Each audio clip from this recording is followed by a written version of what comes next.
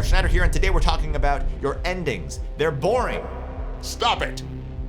You cannot be ending your songs with these basic B1 chords. It's no good. It's no good. Now, maybe you've heard of a 2-5-1 progression. Well, guess what? So is everybody else. We're gonna do the 2-5 surprise in this video. Let's pretend I just played this awesome song in the key of C major, and then I came around to the end, and it goes like this. Gross. No, we're not gonna do that. That's a 2-5-1. I don't have time for 2-5-1s. Here's the first surprise. It's subtle. Okay, a little better. There's a little more color in there. It's not much, but it's better than nothing.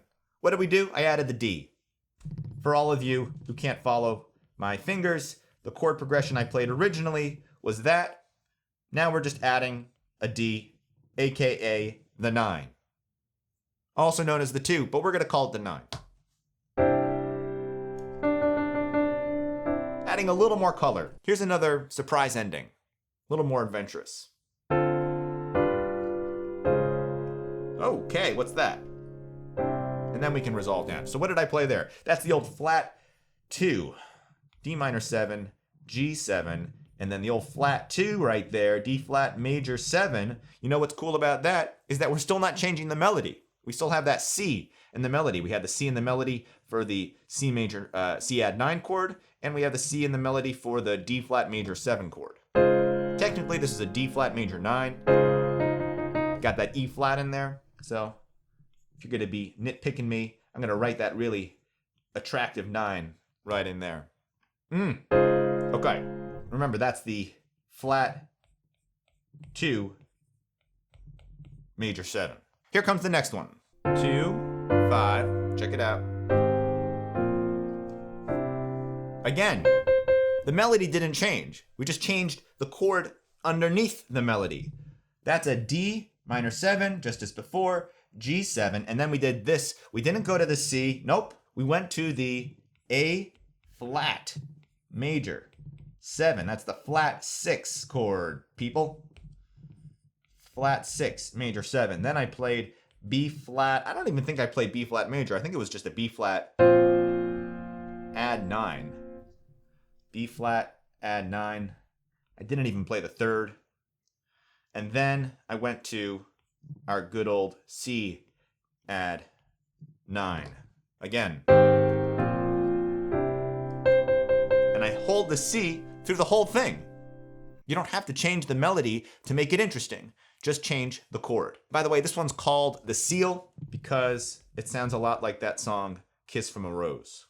A light hits the gloom on the grave. The next one. Similar, but different. I'm going to write this one out first. D minor 7, G7. Nope, not C. We're not going there. We're doing the B flat 9 to the B 13 to the C 13. What does that sound like? Here it is.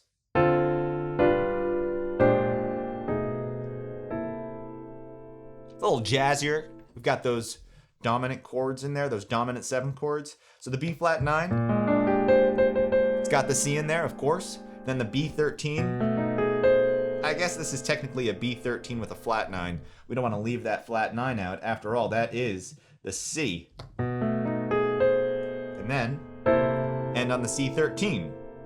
1, flat 7, 3, 13, C. 1 at the top. You could also end on a C add 9 again if you want. Or get the 6 in there, C6-9, the sexiest of all chords.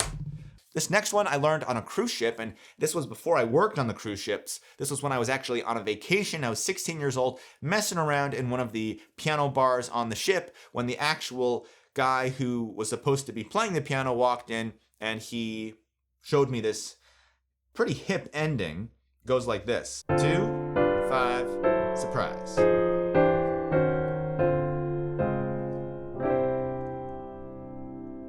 Again, we've got that gin and tonic in the top the whole time. That C is stuck there because that's our melody note, and we're not changing the melody. This is a reharmonization, not a remelodization. Made that one up. Again, D minor 7, G7, and then instead of going to the boring C, we go to the sharp 4 chord. It's going to be minor 7 with a flat 5. That flat 5 is the C. Then we go to F minor. That's the minor 4 chord. Then we're going to do C over E. And then we're going to do some kind of E flat chord there. I'll clean that up in a second. Then D minor 7, D flat major 7, just like before.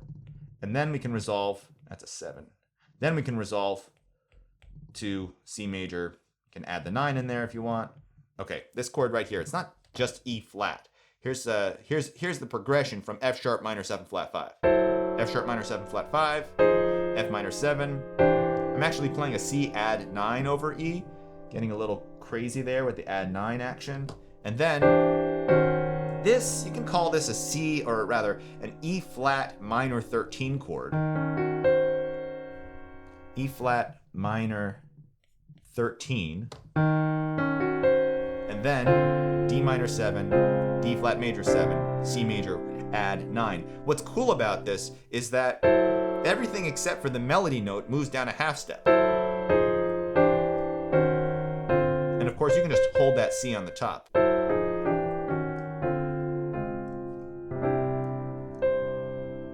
There it is.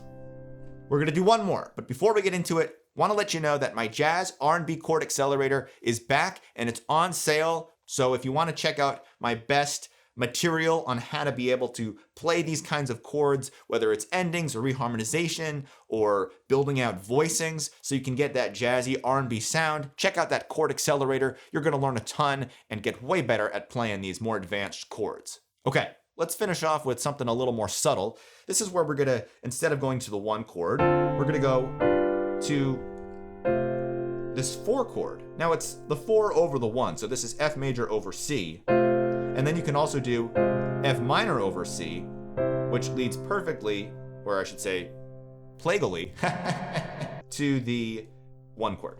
It was the D minor 7, to the G7, to, instead of a C, nope, we're gonna do F over C, and then you can go straight to C after that, but you can also delay it further by doing F minor over C, and then resolve to C. Sounds great. You can also do this trick. This is the old gospel.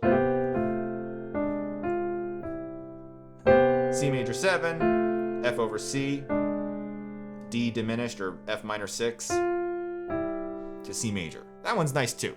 They're all nice. But the important thing is that you stop playing those boring endings. Don't end on that 1 chord, you lazy son of a gun.